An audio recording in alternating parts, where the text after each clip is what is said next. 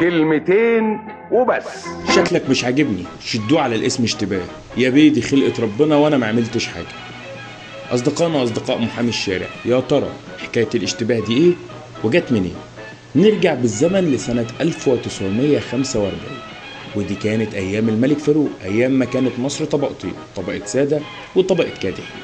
والوقت ده مع شدة الفقر كانت ظاهرة التشرد منتشرة ويتبعها كثرة الجريمة، ففصلوا قانون كده حلو بشأن المتشردين والمشتبه فيهم. وكان من ضمن القانون ده إن أي حد اشتهر عنه إنه مجرم، حتى وإن لم يكن مجرم بالفعل، يكفي أنه مشهور عنه الإجرام، كانت العقوبة المراقبة. إيه بقى المراقبة دي؟